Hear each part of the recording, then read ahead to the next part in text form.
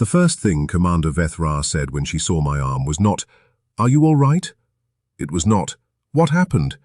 And it was certainly not anything resembling sympathy. What she said, in that precise, clipped tone that the Dominari used when they were trying very hard to sound neutral and failing completely, was, "Are those teeth marks human?" And I said, "Yes." And she said, "From what?" And I said, "Me." The silence that followed was the kind of silence that has weight to it, the kind you could pick up and throw at someone. Around us, the docking bay of the celestial reconnaissance vessel Ardent hummed with the usual controlled chaos of a ship preparing to receive a returned field operative. Technicians moved between stations. Diagnostic equipment beeped in rhythms that had always reminded me of an anxious heartbeat.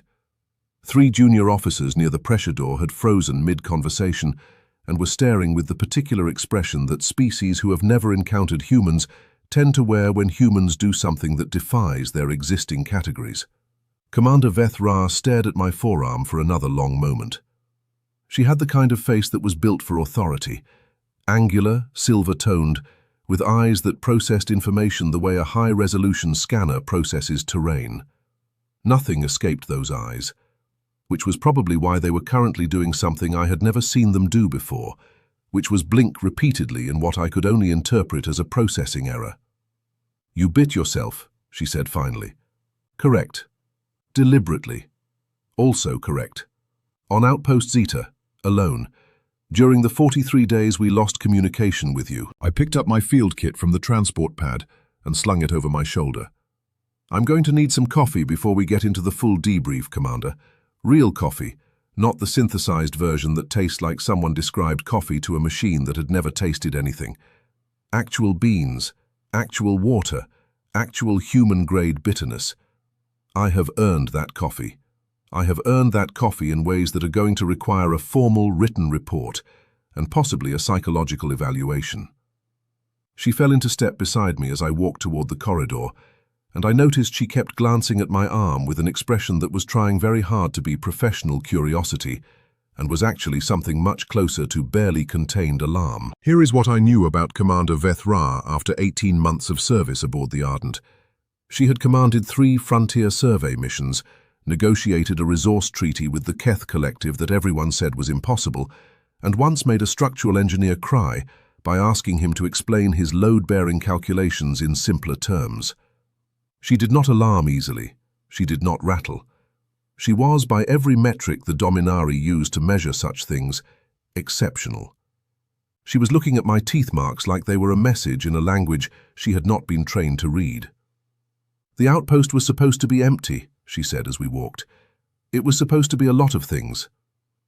The structural surveys showed no biometric signatures beyond the standard automated systems. The structural surveys were conducted from orbit, using equipment that, and I say this with complete professional respect for your engineering department, was absolutely not calibrated for what was living in the lower maintenance corridors of Outpost Zeta." She stopped walking. I took 2 more steps before I stopped too, mostly because my legs had not yet fully accepted that they were allowed to stop moving. 43 days of not being sure when you could stop moving does something to your nervous system that takes a while to undo. "What was living in the lower maintenance corridors?" Veth-Ra said, and it came out not quite as a question. "That," I said, "is a long story. We have time. We have coffee first, then story. That is the order of operations I require." She studied me for a moment with those scanning eyes, and I watched her do what good commanders do, which is assess the person in front of them rather than the report they expected to receive. She looked at the way I was standing. She looked at the dark circles under my eyes that no amount of transport sleep had touched. She looked at the arm, and then at my face, and I saw the exact moment she recalibrated from routine retrieval to something that required a different kind of attention. "Coffee," she agreed quietly, "then story." The officers' mess was nearly empty at that hour, and whoever had arranged it had either been informed of my return or possessed remarkable timing, because there was a press-brewed carafe of actual coffee sitting on the corner table near the viewport. I sat down, poured a cup, and held it in both hands for a moment before drinking it. The warmth of it went through my palms and up my arms, and did something to the tension I'd been carrying in my shoulders that 43 days alone had turned to concrete. Outside the viewport, stars moved past in the slow drift of the ship's standard orbit. Beautiful, indifferent, the same stars they had always been. I had spent 43 days looking at those same stars through a scratched porthole the size of my hand, and thinking about all the things I wanted to say if I ever got back somewhere that had people in it. Commander Veth-Ra sat across from me and said nothing, which was the most useful thing anyone had done for me in over a month. I drank the coffee. I set the cup down. I looked at my arm, at the half-moon impressions that had long since healed to pale marks, but had not yet faded entirely. "Okay," I said. Day 1. I arrived at Outpost Zeta at approximately 0600 station time. The atmospheric processors were running at 60%, which was within acceptable parameters. The communications array had the fault your engineers predicted, and I had the equipment to fix it. Standard 72-hour solo maintenance assignment. 3 days, maybe 4 if the secondary relay needed full recalibration. I paused. By day 4, I had already figured out that leaving was not going to be as straightforward as arriving. Veth-Ra had her hands folded on the table. She was doing the thing where she was very still, which meant she was paying complete attention. "Why?" she asked. I looked at her across the table and thought about how to explain 43 days of something that my training had not covered, my briefing documents had not mentioned, and my previous 18 months of frontier service had given me absolutely no framework to understand. I thought about the sounds that had started on night 2, the scratches in the walls that had not been there during my initial systems check, the way the temperature in the lower corridors had been wrong, in a way the instruments could measure but couldn't explain. "Because," I said, "something on that station had been waiting for a very long time, and when I arrived, it decided that waiting was over."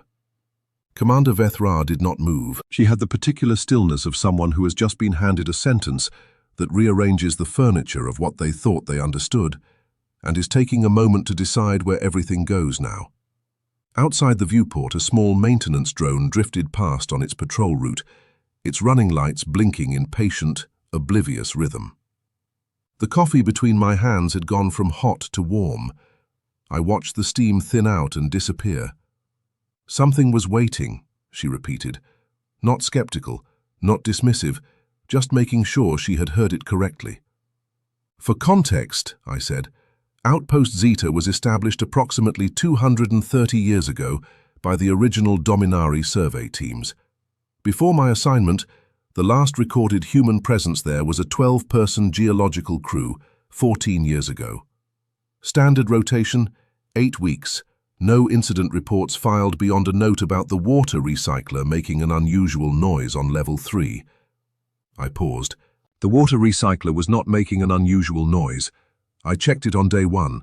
It was completely silent. Whatever made that sound 14 years ago, it was not the water recycler. Veth-Ra's fingers, which had been perfectly still on the table, shifted almost imperceptibly. That discrepancy was in the archived logs. It was classified as equipment variance. It was classified incorrectly. "You're certain?" "Commander, by day 6 I had catalogued 11 separate incidents that the previous crew had logged as equipment variance, atmospheric fluctuation, or stress-related audio hallucination. I had a spreadsheet." I took another sip of coffee. "I make spreadsheets when I am frightened. It is a coping mechanism my mother found deeply strange, and I have come to regard as one of my better qualities." Something moved at the corner of her mouth, not quite a smile, more like the ghost of the concept of one. "Tell me about day 2, she said. "You said the sound started on night 2. Day 2 had begun normally, which in retrospect felt like a deliberate cruelty. I had completed 60% of the communications array repairs by early afternoon. The atmospheric processors had stabilized to 78% efficiency once I cleared a particulate blockage in the intake filters. I had eaten a meal that was technically food and watched a recording I had brought from the ship. Everything about day 2, until approximately 2200 station time, was so unremarkably routine that it felt almost like a joke being set up. Then the sound started. It was not a loud sound. That was the first thing that made it wrong. Loud sounds on a station have explanations: pipes settling, hull contraction as the exterior temperature fluctuated, the mechanical complaint of aging equipment. This was not loud. It was quiet in the specific way that quiet things are quiet when they are trying to be. It came from below the floor of the main habitation module, from the maintenance level, a sound like something being dragged across a surface very slowly and with great patience. I told Veth-Ra this and watched her absorb it. I ran a diagnostic, I continued. Everything came back nominal. I checked the motion sensors, nothing registered.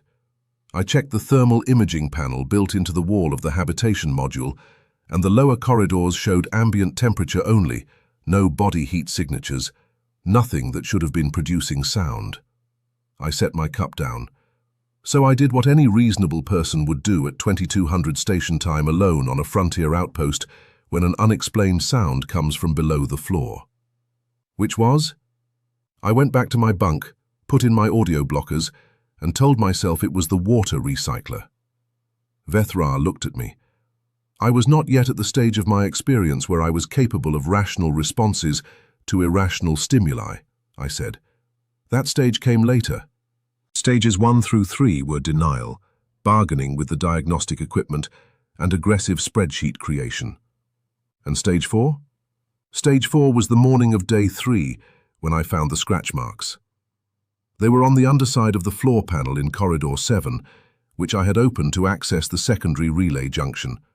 Long, parallel grooves pressed into the composite material with consistent, even spacing. Each one approximately the width of a finger. Each one oriented in the same direction, toward the access hatch that led up into the main habitation level. They were not deep, which was somehow worse than if they had been deep, because deep marks suggest effort, and these did not look like effort.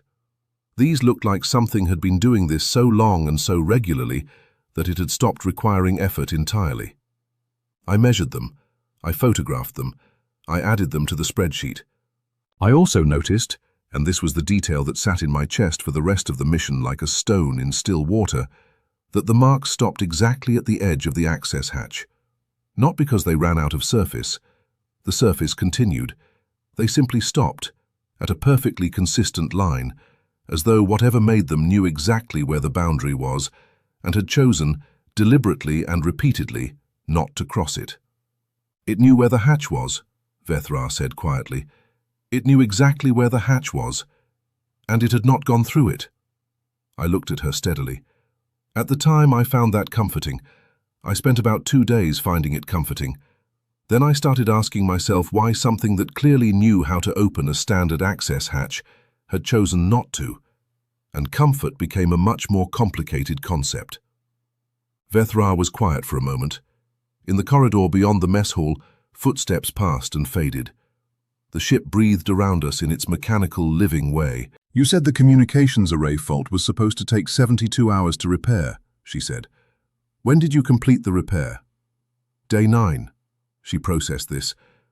"The array went offline on day 9. We lost your signal on day 9. "Yes. You finished the repair and the array still failed. Something interfered with the repair. Something accessed the relay junction after I had closed it, and before I ran the final calibration sequence and made a very small, very specific adjustment to the primary coupling that undid approximately 30 hours of work." I paused to let that land. It was not a random adjustment. A random interference would have damaged the coupling. This adjustment preserved the coupling perfectly, while ensuring the array would read as repaired, and then fail its first full-power transmission test. It understood what the repair was supposed to accomplish and altered it precisely enough to prevent that outcome without triggering any of the fault alerts. The stillness that came over Veth-Ra's face was a different kind of stillness than before. This was the stillness of someone recalibrating threat assessment in real time. "It trapped you," she said. "It kept me there," I said. "Whether that qualifies as a trap depends on what it wanted." And I spent a significant portion of the next 34 days trying to work out the answer to that question. I looked at the marks on my arm. The answer, when it finally came, was not what I expected. She followed my gaze to the teeth marks and then back to my face. "What did it want?" she asked. I refilled my coffee cup because some answers require preparation, and some preparations require caffeine, and what I was about to explain was the kind of thing that sounded different out loud than it did inside the particular silence of an empty station where the only company you had for 43 days had no name yet and lived below your feet. "It wanted," I said carefully, "to understand what I was." Commander Veth-Ra was quiet for long enough that the maintenance drone outside completed another pass of the viewport. I watched it blink its patient little lights and disappear around the curve of the hull, and I thought about how strange it was to be sitting in a warm room with coffee and another person, explaining something that had happened in a cold place with neither. There is a particular kind of loneliness that comes from experiencing something that has no existing language around it. Not the loneliness of being alone, which is straightforward and manageable, but the loneliness of having a story that does not fit into any of the shapes that stories are supposed to fit into. I had been carrying that particular loneliness for 43 days, and sitting across from someone who was listening carefully was doing something complicated to my chest. "It wanted to understand what you were," Veth-Ra repeated. Her voice was measured in the way that precise thinkers measure their words when they are walking carefully through unfamiliar territory. "Not what humans are as a category, what you specifically were." "That distinction took me a while to arrive at," I said. "Early on, around day 10, day 11, I assumed the behavior was instinctual, territorial investigation of an intruder, the scratch marks, the interference with the array, the way it would go completely silent for hours and then resume those dragging sounds at completely irregular intervals. I thought I was being evaluated the way a predator evaluates unfamiliar prey. I built my entire early strategy around that assumption." I paused. "My early strategy was therefore entirely wrong, and I wasted about a week on it." "What was the strategy?" "Make myself seem as uninteresting as possible. Minimal movement, predictable routine, no sudden changes to my patterns." The logic being that if it was a territorial predator assessing threat level, boring behavior would eventually result in dismissal. I timed my meals. I slept at the same hours. I moved through the station on the same routes in the same order. I looked at my coffee. On day 14, I deviated from the route by approximately 4 meters to retrieve a calibration tool I had left in the secondary storage bay. 4 meters, roughly a 30-second deviation from my established pattern. Veth-Ra waited. Within 20 minutes, the scratching sounds moved from the lower maintenance corridors to the wall directly adjacent to the storage bay. Not the habitation level, not the corridors I normally used. Specifically, the wall next to the place I had gone that was different from everywhere I had gone before. I looked up at her. It had not been tracking my location, it had been tracking my pattern. And when the pattern changed even slightly, it noticed immediately and repositioned to investigate the deviation. Something shifted in Veth-Ra's expression. I had seen that particular shift before, in debriefs and tactical reviews, the moment when a commander stops hearing a field report and starts hearing a threat assessment. "That is not territorial behavior," she said. "No, it is not. That is observational behavior, systematic observational behavior." "Yes, which is when I scrapped the predator hypothesis and started over, and which is also when I stopped sleeping particularly well, because the difference between something that wants to eat you and something that wants to study you is not always as comforting as you might initially hope." I turned the coffee cup slowly between my palms. "Something that wants to eat you has a straightforward goal. You understand the goal. You plan around the goal. Something that wants to study you has an agenda you cannot fully map, and that uncertainty sits in your nervous system in ways that are very difficult to sleep through." I told her about day 17. Day 17 was when the first object appeared. I had been working in the communications bay, the third attempt at repairing the array coupling that whatever lived below me kept quietly, precisely, infuriatingly undoing. I had developed a new approach, working in shorter intervals and sealing the junction panel between each stage, which slowed the process considerably, but meant that any interference required reopening the panel, which would trigger the mechanical alert. It was not elegant. It was the kind of solution you arrive at after 2 weeks alone, when elegant has left the building and functional is all you have left. I returned to the habitation module at the end of the work cycle to find something on the floor in front of the access hatch. It was small, roughly the size of my closed fist. It appeared to be a piece of the station's original hull composite, a fragment that had been separated from somewhere in the lower structure, the edges worn smooth in a way that suggested long handling rather than a clean break. It was placed precisely in the center of the corridor, equidistant from both walls, oriented with its smoothest face upward. It had not been there when I left the habitation module that morning. The motion sensors, which I had already established were apparently useless, had not registered any activity. The access hatch was still sealed from the inside, the manual lock engaged exactly as I had left it. I stood in the corridor for a very long time, looking at that fragment of hull composite. "It came through the hatch," Veth-Ra said. The hatch was locked from the inside and showed no signs of having been opened. I checked the seal, the locking mechanism, the hinge points. Nothing had been touched. I paused. I checked the floor panel in Corridor 7 the next morning. There were fresh scratch marks. Same direction as before, same consistent spacing. But they extended past the previous stopping point by approximately 6 centimeters. Veth-Ra's eyes were very steady. It was testing the boundary, or demonstrating that it could move it. Those are different things, and for about 4 days I was not sure which interpretation was correct, and those were not my favorite 4 days. I exhaled slowly. I left the fragment where it was. I did not touch it, did not move it, did not acknowledge it in any behavioral way that I thought it might be able to observe. I needed to know if placement had been a one-time occurrence or the beginning of a pattern. Was it a pattern? By day 23, there were 7 objects arranged in a loose arc in front of the access hatch, each one placed with the same careful deliberateness as the first. Different materials, different sizes, but each one worn smooth in the same way, the same evidence of long, repeated handling.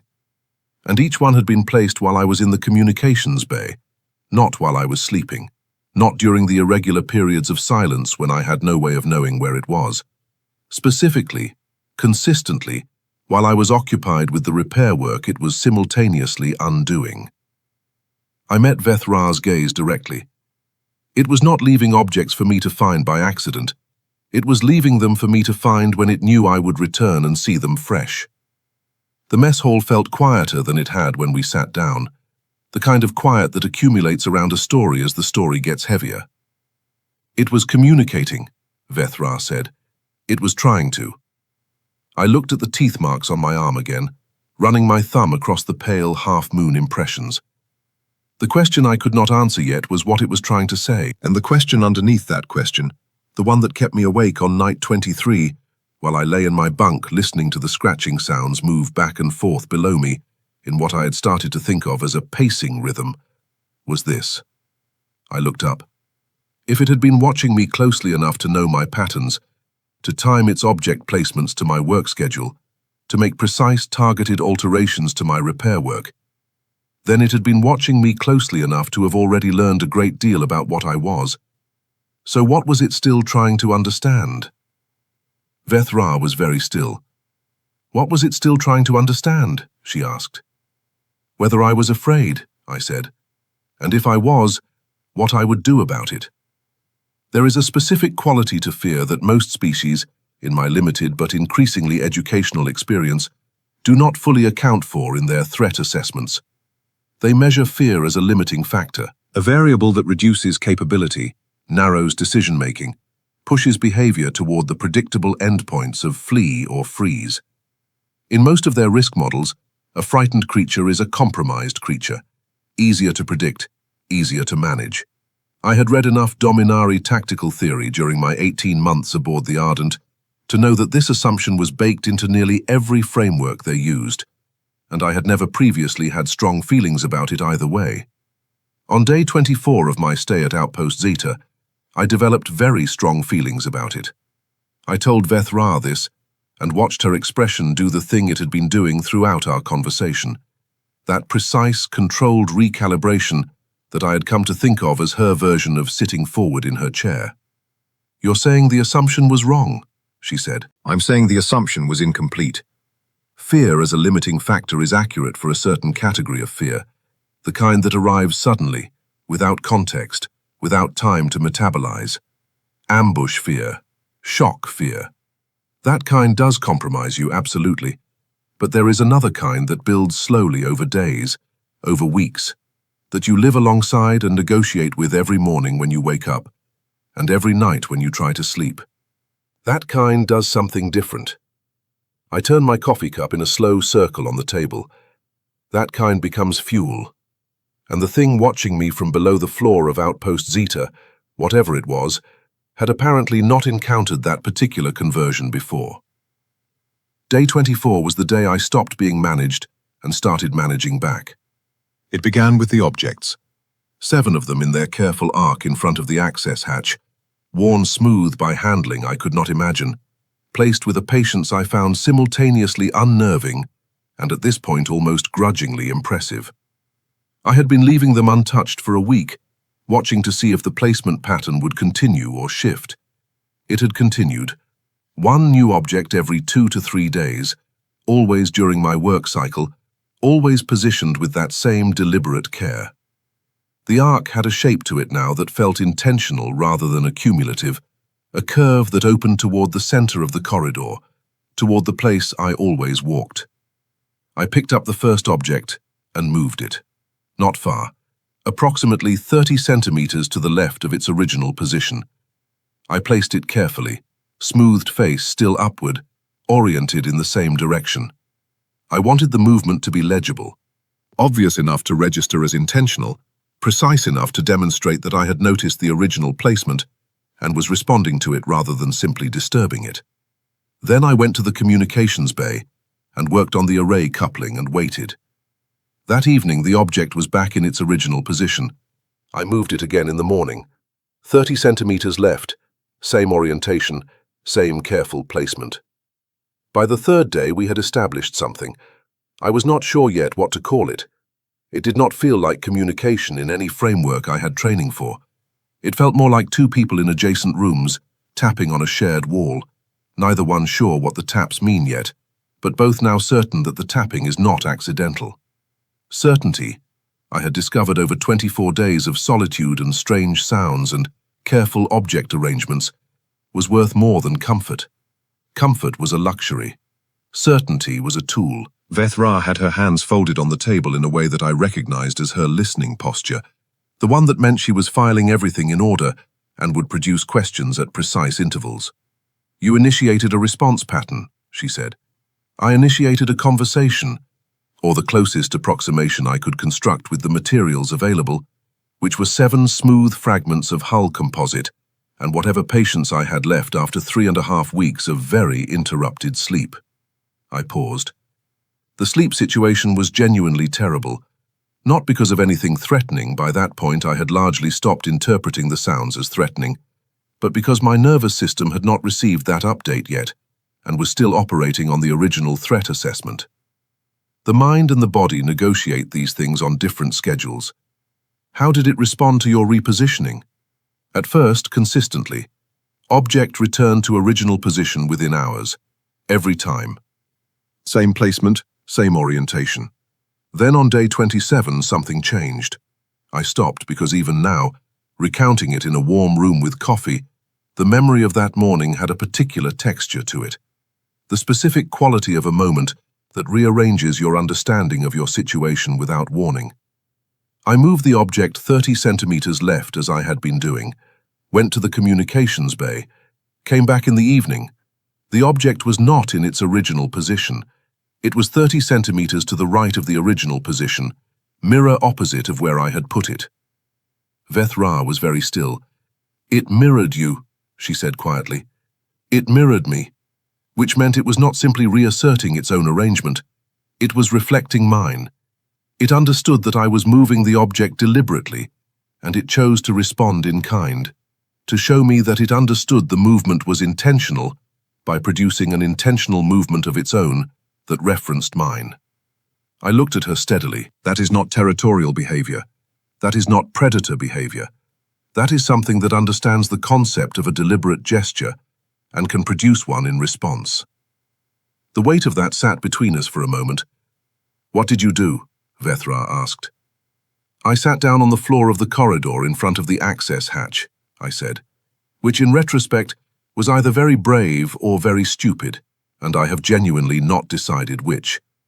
I sat down, and I put all 7 objects in a straight line between me and the hatch, evenly spaced, and I waited. For how long? About 4 hours, which is a long time to sit on a composite floor in a frontier outpost when your back is already unhappy from 3 weeks of sleeping on an emergency bunk. But I needed it to see me there, deliberately, without the buffer of movement or task. I needed it to understand that I was choosing proximity rather than being caught in it. The scratching sounds had started after about 90 minutes, not from below the floor this time, from directly behind the access hatch, close. The closest they had ever been to the hatch itself since the mark stopped extending at its edge. I described this to Veth-Ra and watched her absorb the detail. "It came to the hatch," she said. "It came to the hatch and it stopped there, and for approximately 2.5 hours, we sat on opposite sides of a piece of composite material that I could have opened at any point, and we both did not open it." I exhaled. That was the moment I understood that whatever was on the other side of that hatch, it had as many questions about me as I had about it, and that the scratching sounds I had been listening to for 25 days were not aggression and not warning. They were something much more complicated and much more difficult to plan around. What were they? I looked at the teeth marks on my arm, the pale crescents that had been there since day 31, made by my own molars during a moment of pain I had chosen over the alternative, in a decision that had seemed reasonable at the time and continued to seem reasonable even now in the warm, rational light of the officer's mess. "Curiosity," I said. They were curiosity, and the problem with being studied by something genuinely curious is that curiosity, by its nature, eventually runs out of patience for barriers. I met her gaze. On day 29, it opened the hatch. Veth-Ra did not move. "From the inside," I said. "I was in the habitation module. I heard the lock mechanism engage and then disengage in the specific sequence that the manual operation requires. A sequence that is not intuitive, that took me 3 tries to learn when I first arrived. One smooth operation, no hesitation, and then the hatch swung open, and the corridor was suddenly connected to everything below it. And I was sitting 6 meters away in an emergency bunk with a calibration tool in my hand, because it was the heaviest object within reach." "What did you see?" "Nothing. The lower corridor was dark, and the motion sensors read nothing, and the thermal panel showed nothing, and the corridor was simply open in a way it had not been before." I paused, but the scratching sounds had stopped completely. For the first time in 25 days, the station was completely silent. And somehow that was worse.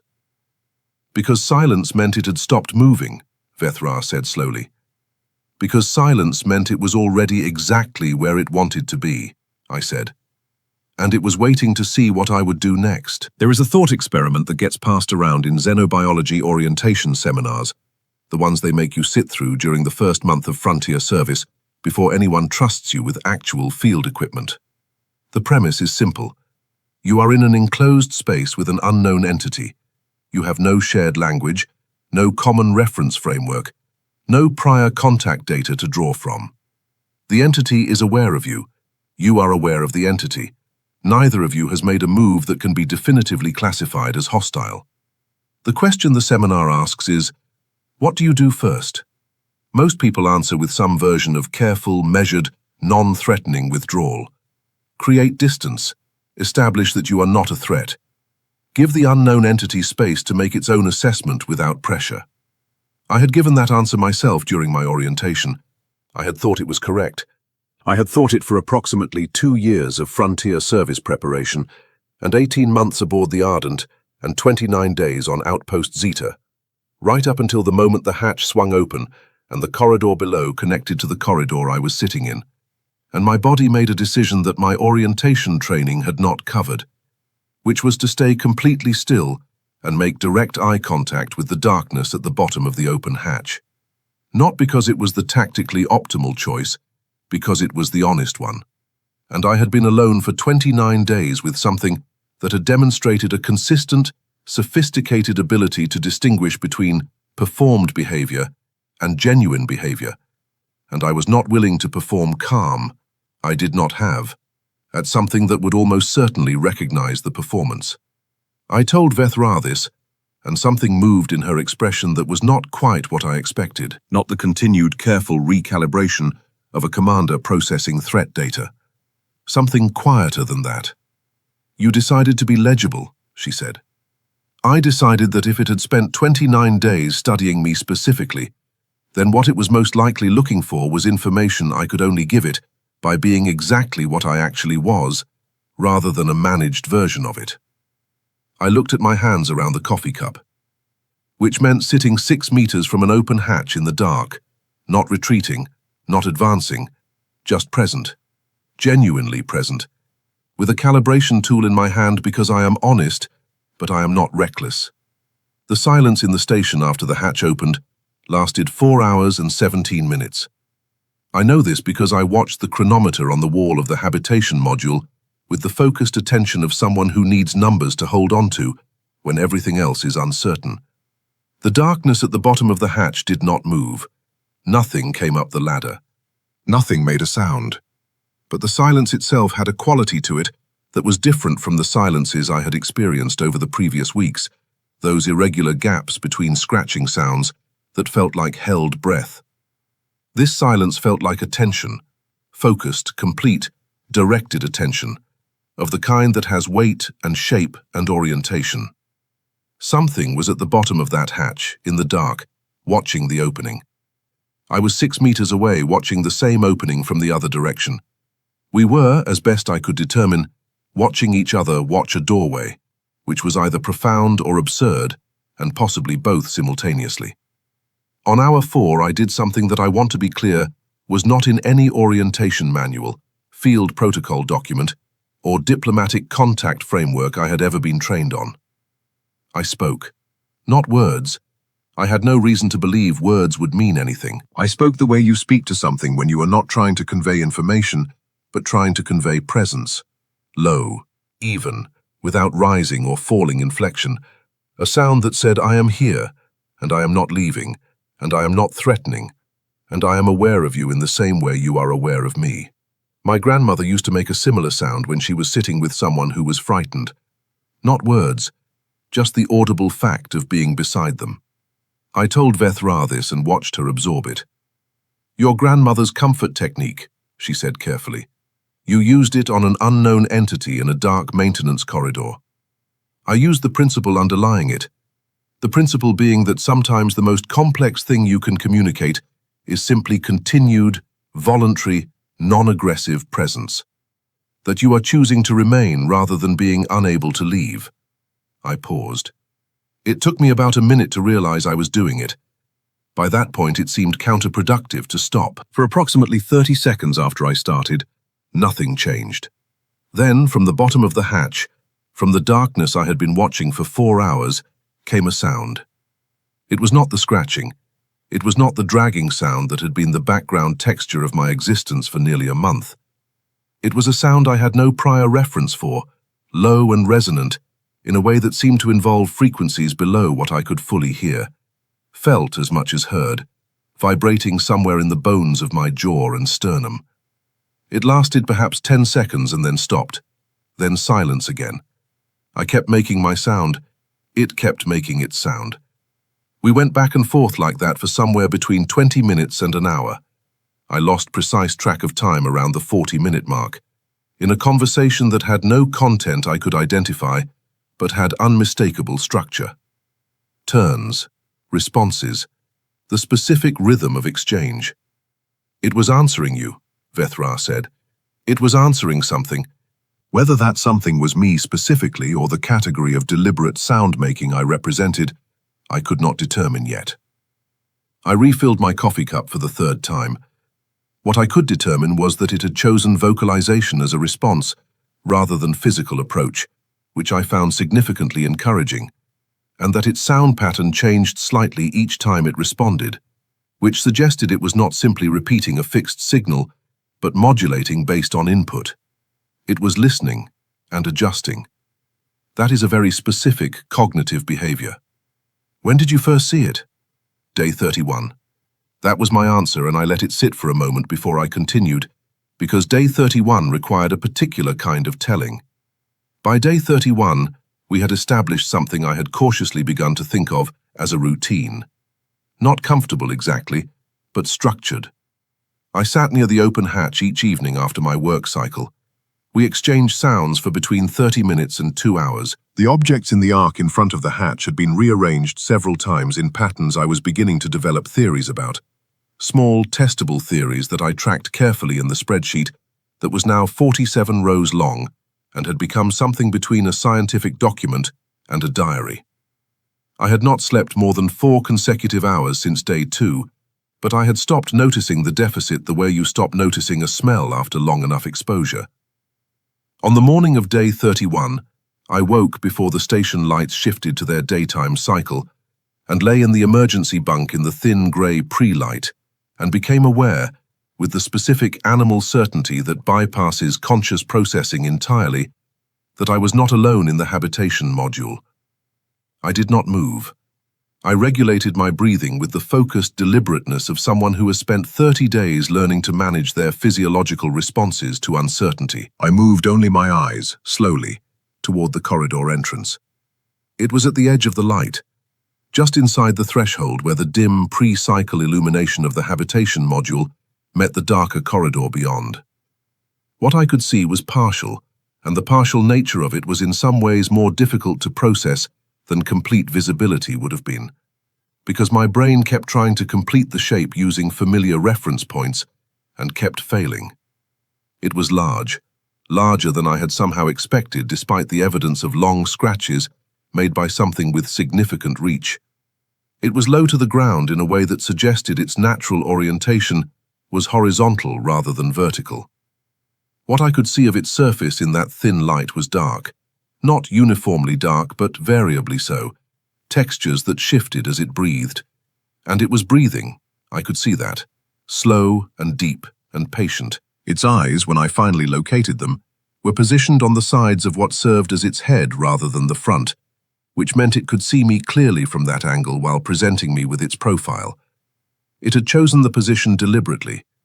It was showing me its eye, singular, one eye turned toward me, in the pre-light of a frontier station after 31 days of sounds and objects, and tapped walls, and a conversation made of sounds neither of us had words for. I looked at it. It looked at me. My heart was doing things that my rational mind was choosing not to audit in detail. Then, it made the sound.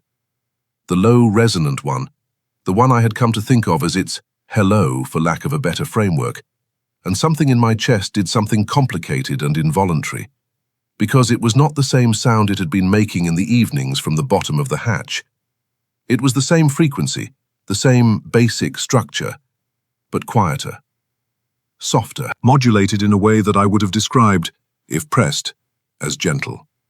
It had adjusted its sound for the fact that I had just woken up. That, Veth-Ra said, and her voice was different than it had been. Something careful and almost wondering had entered it. That is when you stopped being afraid. That is when I stopped being only afraid, I said, which is a meaningful distinction. I looked at the teeth marks. The fear did not go away. Fear is sensible information, and I am not in the business of discarding sensible information. But something else arrived alongside it and took up equal space. I paused. And then on day 31, approximately 4 hours after I first saw it in the doorway, I found out what those 31 days of careful study had been building toward, what it had been trying to understand about me, what question it had been circling since the first scratch mark. Veth-Ra leaned forward slightly. It touched my arm, I said, and that is where the teeth marks come in. There is a specific moment in any experience that exists outside normal parameters, where you become aware that what is happening has crossed from the category of things you might someday explain into the category of things you will spend the rest of your life trying to explain accurately and probably never fully succeeding. The moment on day 31 when it moved from the threshold of the habitation module toward the emergency bunk where I was lying was that moment for me. I was aware of it with a clarity that felt almost editorial, like some part of my brain had stepped back and was already composing the account, already searching for the words, already knowing that the words would be insufficient. I did not move. This was partly a calculated decision and partly the honest result of my body having a difference of opinion with my nervous system about what constituted available options. It crossed the habitation module in a movement that was nothing like what I had imagined from the sounds. The dragging quality I had attributed to those noises was not what I thought. It moved in a low, flowing way, its horizontal body close to the floor, not dragging but gliding, with a precision that reminded me of watching deep water move around a fixed object. Purposeful, unhurried, completely certain of itself in its own space. It stopped beside the bunk. I was looking up at it from approximately the least dignified position available to a human being, flat on my back in a too small emergency bunk in a wrinkled field uniform. And I want to be honest with Veth-Ra, and with anyone who will eventually read the formal debrief that follows from this conversation, that the calibration tool I had been keeping beside me since day 29 was in my hand under the thin emergency blanket. I am not recounting that detail to suggest I would have used it effectively. I am recounting it because it is true, and because I have already established that I was attempting to be genuinely legible to this creature, and genuine legibility includes the scared parts alongside everything else. It looked at me with that side-oriented eye for a long moment. Up close, the eye was extraordinary. Deep amber at the outer edge, transitioning to something closer to gold toward the center, with a pupil that adjusted as I watched it, not in the way mammalian pupils adjust to light, but in a more complex way, as though it was adjusting to information rather than illumination, as though seeing was not just receiving light, but processing it in real time in ways I did not have the biology to fully understand. Then it lowered its head toward my arm. I want to be precise about what happened next, because I have already seen the way Veth-Ra's expression shifted when I first showed her the marks, and I anticipate that the formal debrief will involve people whose job it is to assess threat parameters and who will draw conclusions from those marks that are not incorrect, but are also not complete. It did not attack. It did not bite in the way that word is commonly understood, with aggression or predatory intent. What it did was more deliberate and more strange than either of those things, and strangeness, I have found, is consistently harder to explain than danger. It opened its mouth, which was wide and contained teeth arranged in a pattern that was clearly functional rather than decorative, and it pressed those teeth very gently against the skin of my forearm, not breaking the surface, not applying significant pressure, just contact, the careful, specific contact of something taking a measurement. It held that position for approximately 15 seconds, and the thing I remember most clearly about those 15 seconds, more clearly than the teeth themselves, or the warmth of its breath, or the sound it made low in its chest during those seconds, which I can only describe as concentrated, is that my first coherent thought was not fear.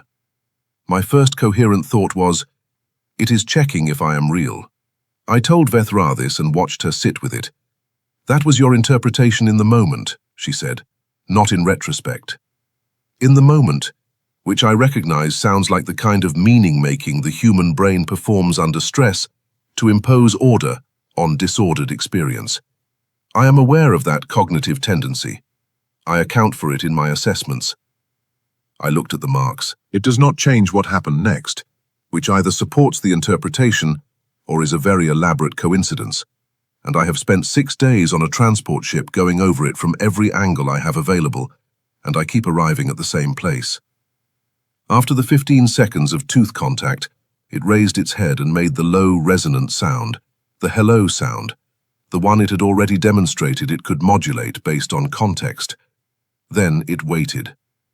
With the specific quality of waiting that I had come to recognize over 31 days as its version of a question. Not passive waiting, active, attentive waiting. The waiting of something that has asked something and is genuinely interested in the response. I said, "Yes, I am real," out loud in words, because I did not have another language available, and because by day 31, I had largely abandoned the idea that logical communication choices were the primary driver of my behavior on Outpost Zeta. My behavior on Outpost Zeta was primarily driven by instinct and accumulated context, and the particular kind of clarity that comes from being alone long enough that the performance layers fall away, and you are left with whatever is actually underneath them. It did not understand the words. I did not expect it to, but it responded to the sound of them, head tilting in a way that shifted which eye was oriented toward me, giving me the other one now, the left one, gold-centered and adjusting, as though it wanted a different angle on what I was. Then it did something I had not predicted and have not since been able to fully categorize in any framework I possess. It extended one of its forward limbs, the ones that terminated in the wide, flat appendages that had made those long, even marks in the corridor floor, and it placed it on the bunk beside my arm. Not on my arm, beside it. The same careful proximity it had established in every interaction since the objects in the arc. Close enough to be unambiguous. Not close enough to constitute contact without my participation. It was, and I am going to use this word and stand behind it in the formal debrief, regardless of how it reads in an official document, offering. It was offering, Veth-Ra said, not a question. Reciprocal contact, on my terms. It had initiated contact to take its measurement, whatever that measurement was, and now it was making itself available for me to take mine. I exhaled slowly, which is when I made the decision that I want to address directly before we get to the formal debrief stage, because I am aware it is the decision that is going to generate the most discussion. Veth-Ra waited. I bit it, I said. The mess hall was very quiet. Gently, I added, very gently. The same pressure it had used on my arm as best I could replicate it. The same duration, approximately 15 seconds. Same location, the nearest equivalent to a forearm on its forward limb. I paused. I want to be clear that I understood this was not in any protocol document. I want to be equally clear that I had spent 31 days developing a working model of how this entity communicated, and what it valued, and what it was trying to understand. And that working model said that reciprocal, proportionate, voluntary response was the correct answer to what it was asking. I acted on the model. What happened? Veth-Ra asked. Her voice was quiet. It went completely still for approximately 4 seconds. Then it made a sound I had not heard before. Not the low, resonant hello, not the concentrated sound from when it had its teeth on my arm. Something higher, shorter, with a quality that I have no precise word for, but that I would describe as startled satisfaction. The sound of something that has been waiting for an answer and has just received one that matches what it was hoping for.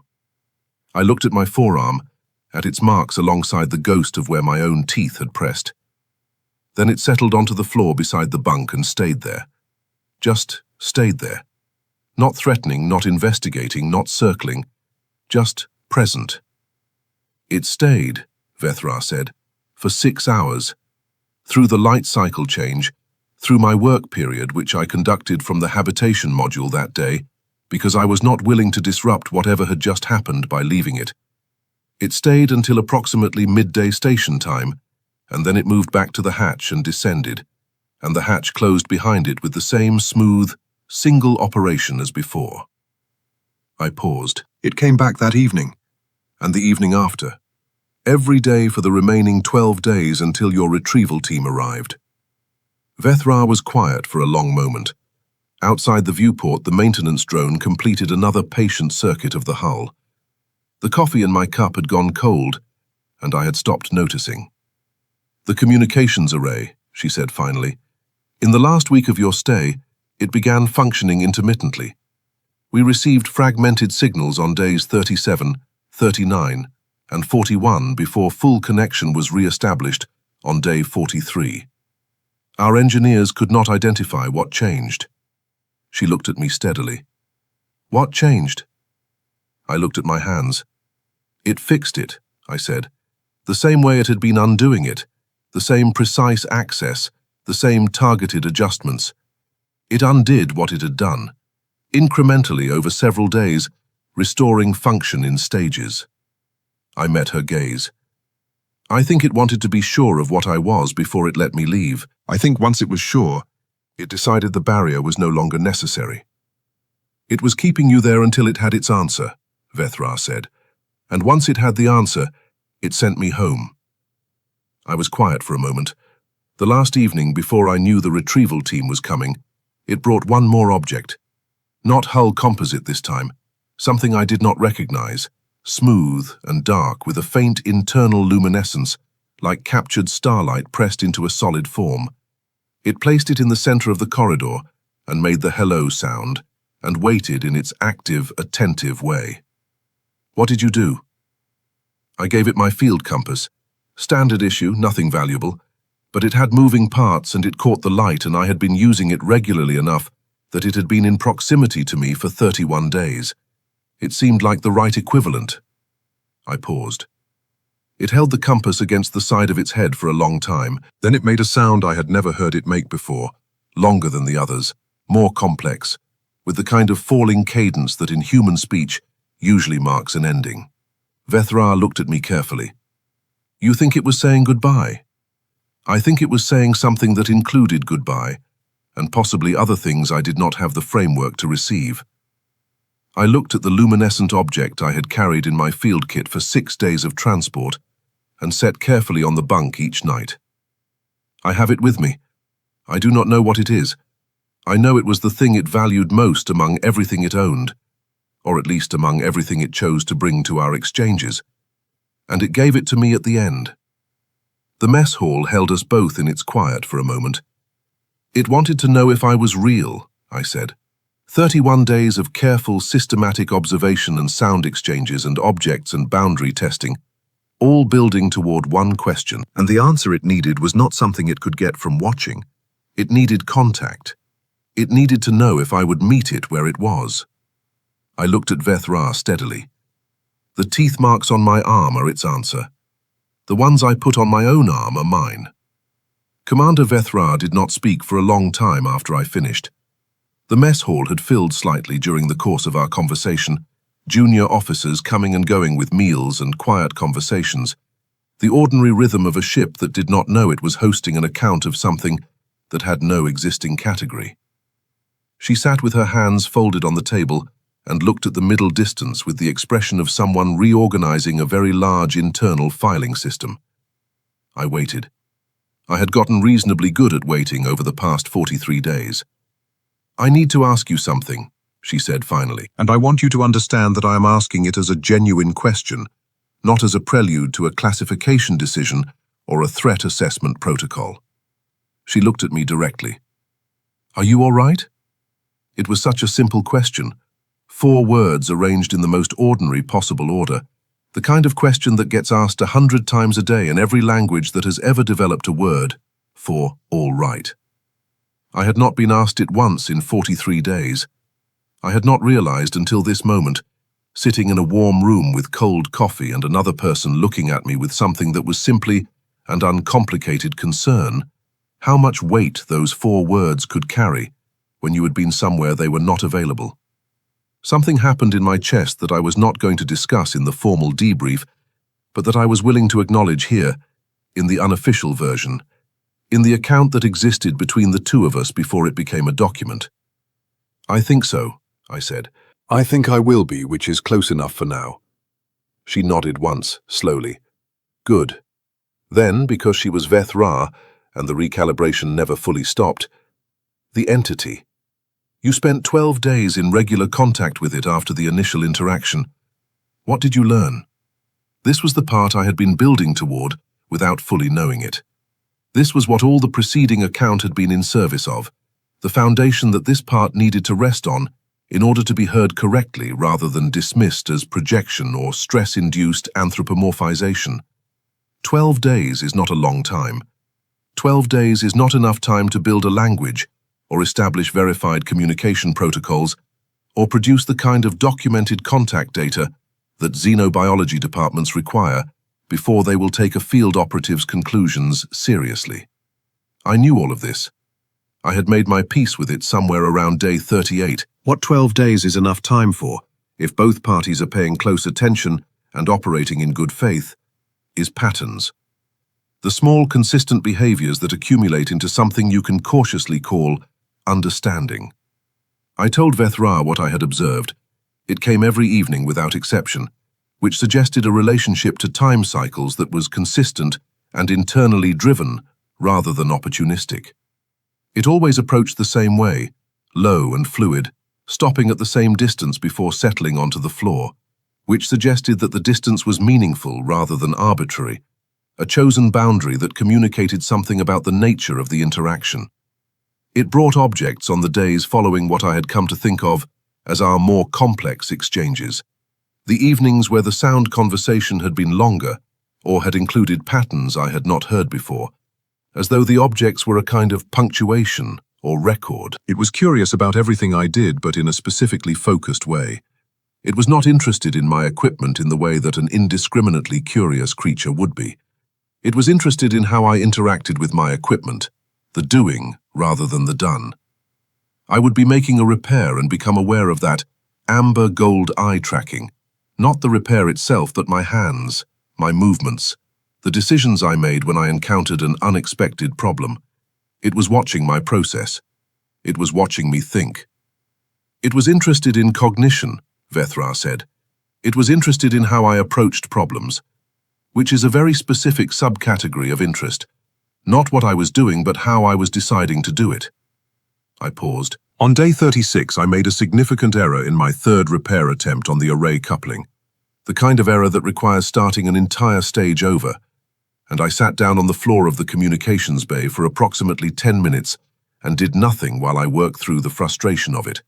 Just sat there, processing. I looked at my hands. It came to the communications bay doorway.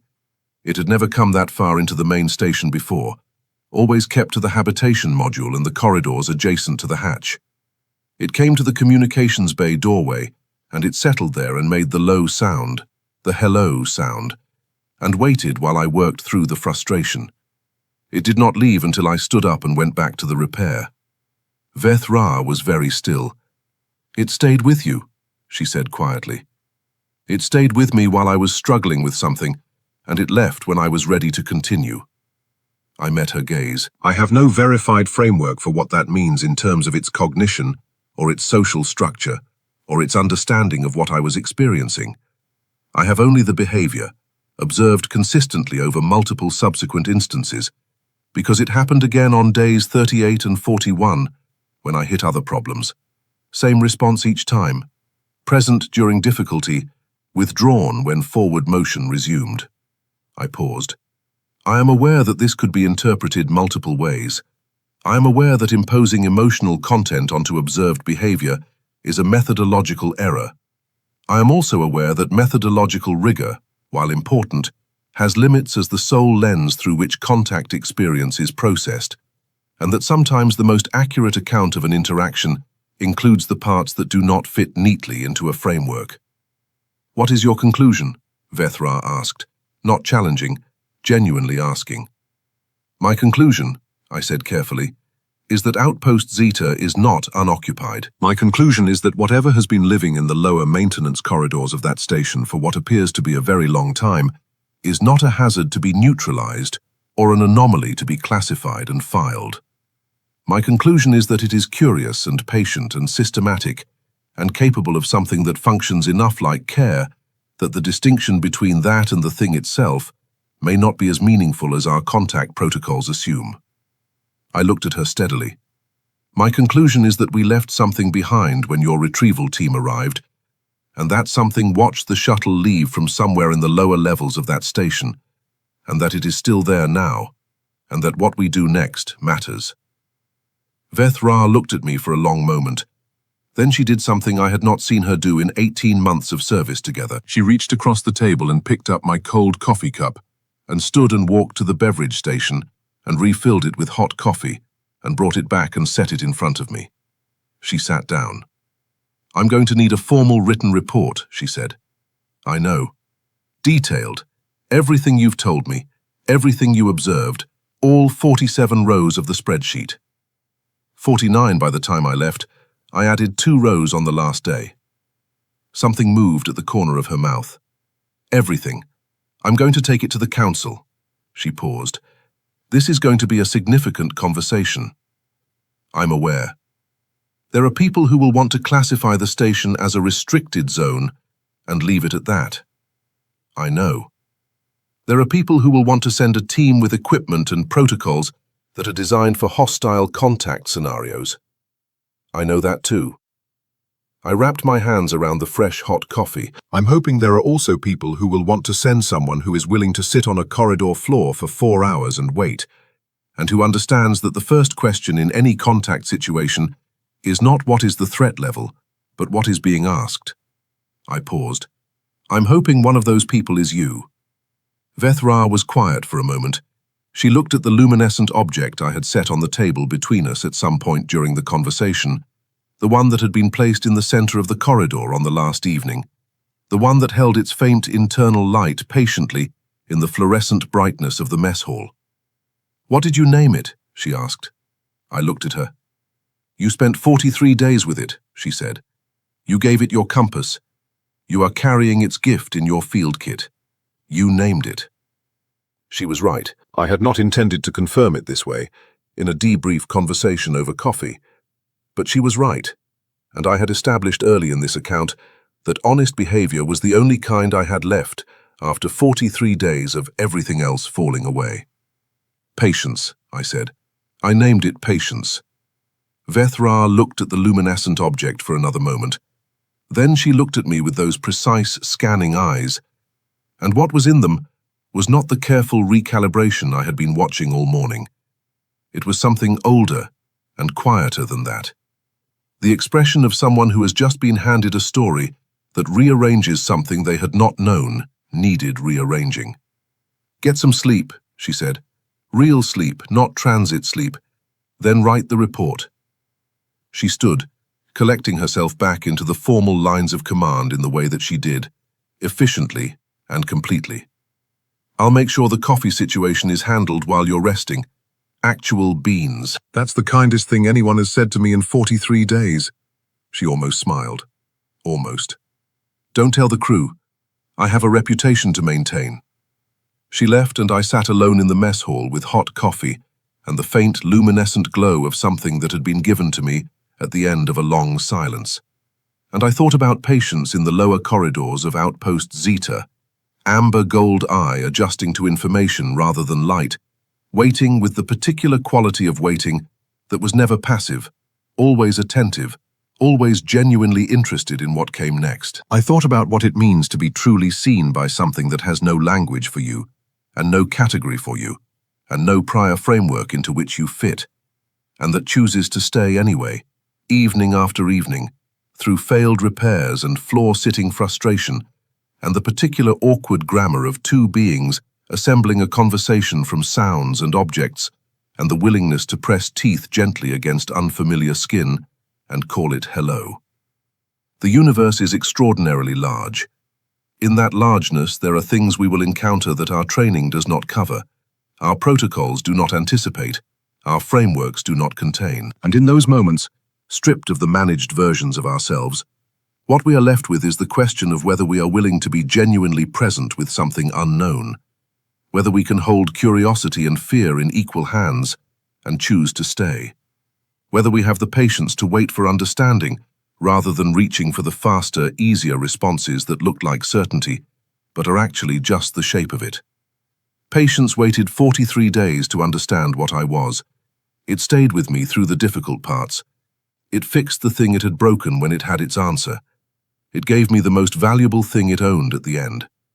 I think about what we might learn if we sent someone back to Outpost Zeta who understood that contact is not a protocol to be executed, but a relationship to be built, slowly, in the dark, with nothing but honesty and time, and the willingness to meet something where it is. I think we should find out. I finished my coffee. Outside the viewport, the stars moved in their patient, ancient drift, and somewhere among them, in a station suspended between three moons, something with amber gold eyes was waiting, with an attention that never became impatience, and a curiosity that 43 days of study had not exhausted, and a compass that caught the light and moved. I hoped it liked the compass. I thought it probably did. If this story stayed with you, if some part of Patience's patience felt familiar, or if you found yourself thinking about the contact you almost made and didn't, the conversation you almost started and stopped, consider leaving a comment below. This community was built by people willing to sit with the unknown a little longer than was comfortable, and every story here exists because of the listeners who stayed until the end. There are more stories waiting in the dark of deep space, more questions with no protocol answers, more moments where the only right move is to simply remain present and see what comes. We will be here when you are ready for the next one.